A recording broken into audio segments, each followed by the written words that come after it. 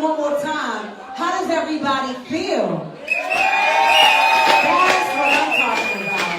That's what I'm talking about.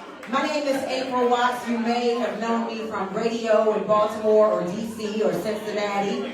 You may know me from appearances on Fox 45, Fox 5, or you just may know me from social media, being out and about, doing my thing. I was asked to come here by the amazing founder of 5-Star Women of Color, Shaliwa Nyanza. Let's give it up for Shaliwa.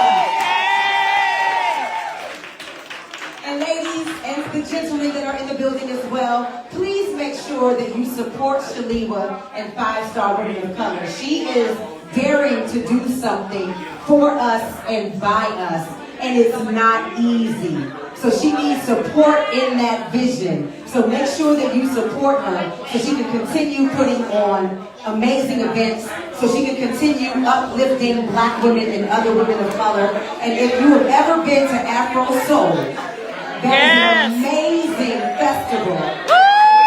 All right, you're clapping for it, so she needs your support to make sure she can put that on.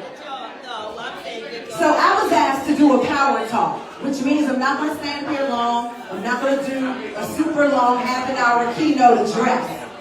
And I was really supposed to come up here and just get you pumped up and get you motivated and excited and cut out, right? But I'm going to ask everybody to be quiet real quick. I'm going to ask you to be quiet. And the reason that I'm going to ask you to be quiet is because what I'm going to say today is going to be something very pointed. I don't call myself a motivational speaker because I believe that motivation is a farce. I believe that motivation is like a drug. People show up and they look good and they talk about how much money they have and how good they feel about themselves, and they tell you some words that rhyme and you feel good for about 5 seconds.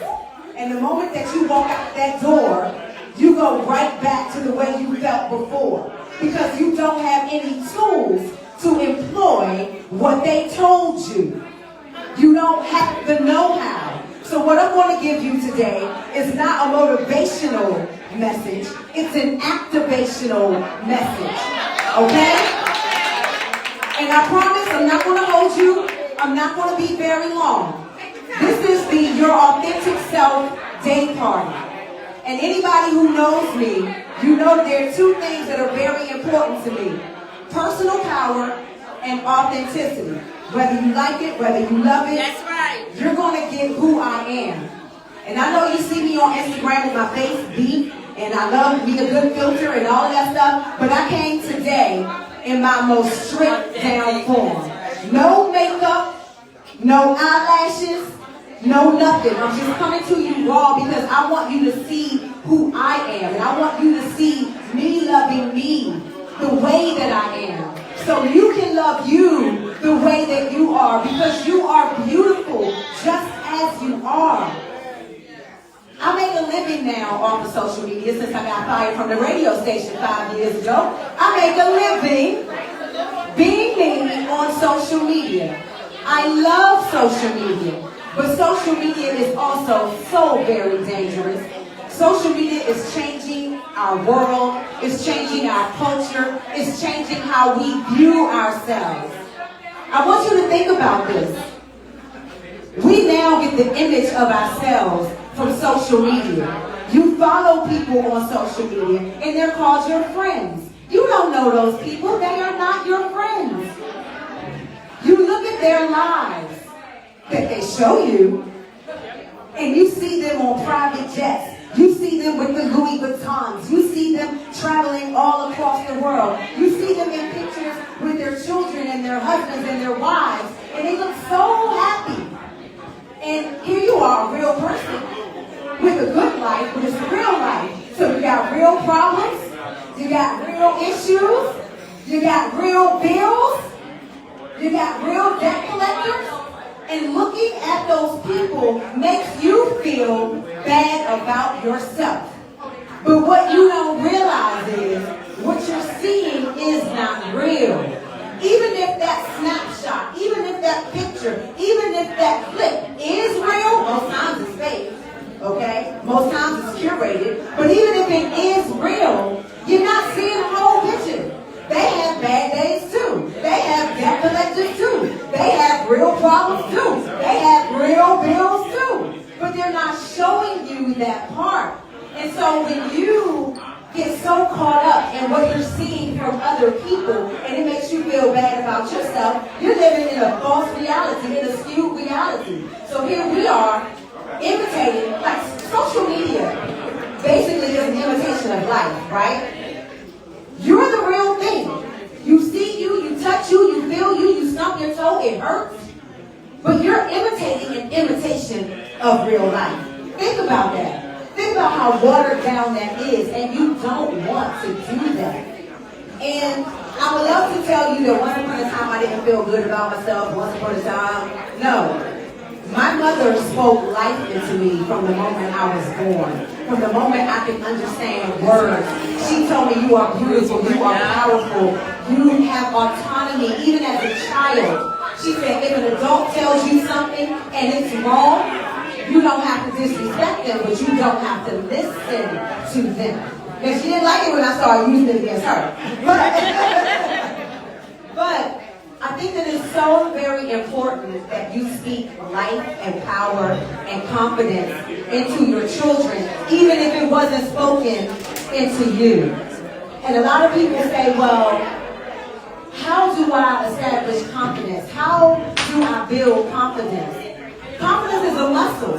All you gotta do is work it. Honey. Y'all see me in the gym. You see me in the gym. Confidence is a muscle. And when I started working out, I used to be 197 pounds. Never really looked like it because of how I carry my weight. It all spreads at the same time. But now I'm 155 pounds. And that came from work. It came from work, but I had to work my muscles. I'm in the gym. I started out with a 5-pound weight. Now I'm up to the 10-pound weight. And when it seems insurmountable, maybe soon I'll be up to the 20 and 25-pound weight. All you gotta do is work it. Even if you don't believe what you're saying to yourself, keep saying it until you believe it. And you also have to surround yourself by people who reinforce the good about you. The people who believe the wonderful things about you. The people who, in moments when you falter in your confidence, that they're going to uplift you. So if it's something or someone that doesn't make you feel the way you need to feel, he, she, or it needs to go. He, she, or it needs to go. Even if it's your family. Yeah, it doesn't mean that you don't care about your family. It doesn't mean you don't love your family. It doesn't mean you don't see them or talk to them. But that relationship has to change because you have to protect yourself. You have to guard your confidence, right? We're going to get to me telling you how to find your authentic self. Because there's a lot of us who don't know who we are. If you know who you are right now, raise your hand. I need 3 brave people who know who they are to come up here and tell everybody who they are. 3 brave people. Just 3. Come on here. Come on, beautiful. Come on, beautiful. All right, we got 4. All right. So what I want you to do is tell everybody your name and who you are. Hello, everybody. My name is Crystal. I'm a licensed cosmetologist, a braider, a mom, and a hauler. All right. Yeah. Give it up for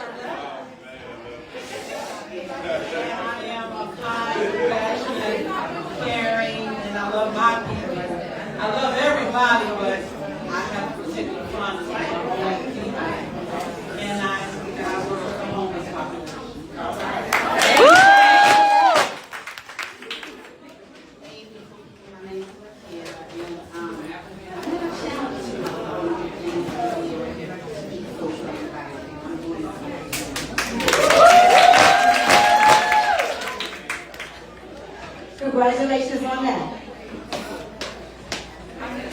I loved everybody's explanations, everybody's introductions of themselves. But can I tell you something? Nobody told me who they are. That's right. Only one person got kind of close when you said you're kind, compassionate, and caring. Everybody described a role. Everybody. I'm a mom. I'm a bus driver. I'm an auntie. I'm a daughter. That's who you are in relation to other people. These are things that you do for others. Women, especially black women, tend to get lost in our roles, and we tend to define ourselves by our roles. You are not your role. Thank you. But now I need you to say it. On the count of 3, I need you to say, I am not my role. You I ready? am not my role. I need to count to 3. She was ready. I'm ready. I am. Because I'm a widow, and I'm more than a widow. 1, 2, 3. I am not my role. Your role is what you do. So I'm going to give everybody some homework today. When you go home, tell your husband go somewhere, tell your kids go somewhere, make a nice bubble bath, sit in the bubble bath, and think about who you are independent of other people. And I'll help you out. My self-definition is written in my Facebook bio. Hello, my name is April Watts.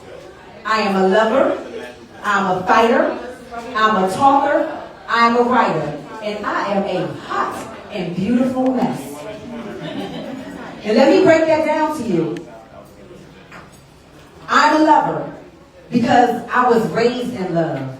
So my foundation is love. Everything I do comes from love. Even if I cuss you out and tell you about yourself, I'm going to do it with love. I have no spite, I have no anger, I have no animosity. What I'm going to tell you, what you don't want to hear, but I'm going to tell you the truth in love. I'm a fighter because my mother taught me about my personal power. She taught me about my voice and that I can advocate for myself. And because I have a strong personality, I know it is my responsibility to advocate for others. So in that aspect, I'm a fighter. I'm a talker. I had a big mouth, been the same person since I was 4. So even though I was a radio personality, a television personality, those are things that I've done. But I talk in my sleep. I talk for free. So I'm a talker. I know this about myself. I'm a writer. I love words. I write poems. I do all of these things. And the reason that I say I am a hot and beautiful mess, because it gives me permission to be human. I'm not going to always get it right. I'm going to get it wrong. I have permission to grow. I have permission to evolve. And that's why I said a hot and beautiful mess. And guess what? No matter how much I evolve, no matter how much I learn, no matter how much I grow, or how much I elevate, I'm always going to be a hot and beautiful mess. Because I'm always striving for more. Okay?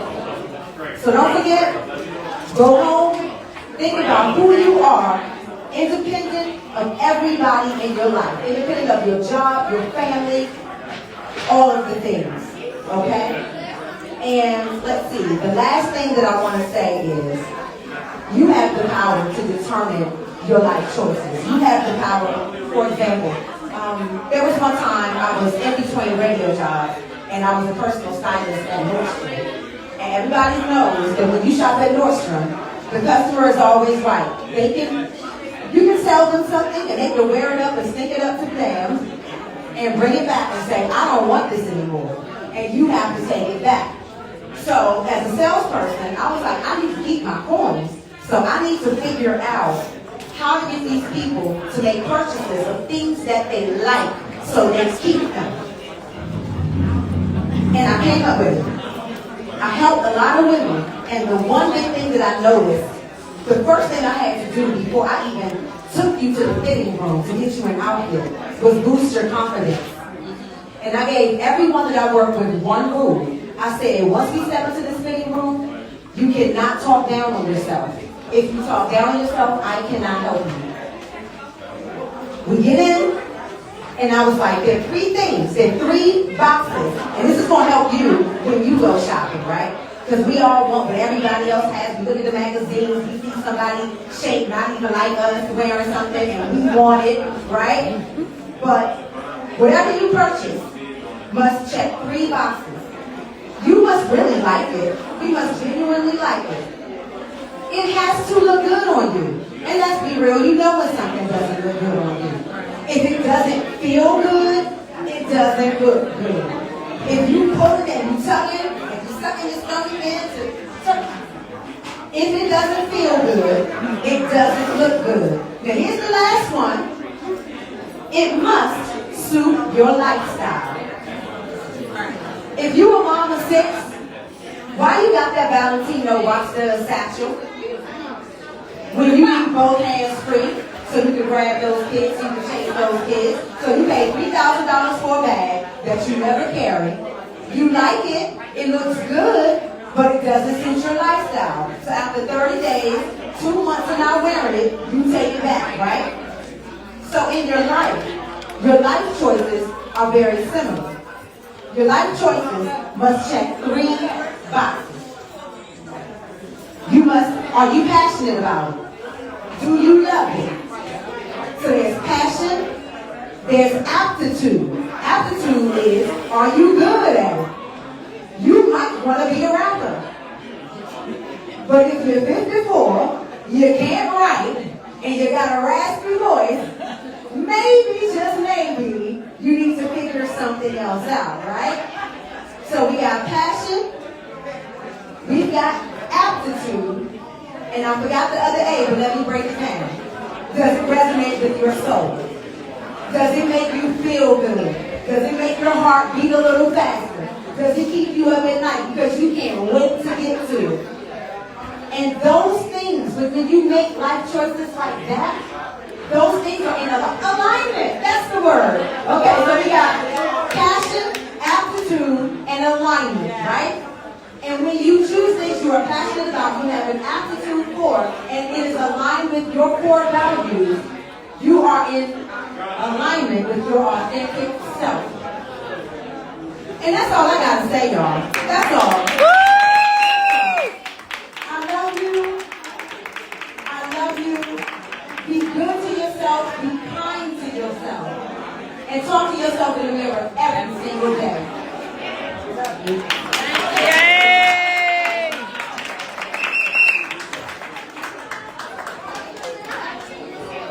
That was wonderful.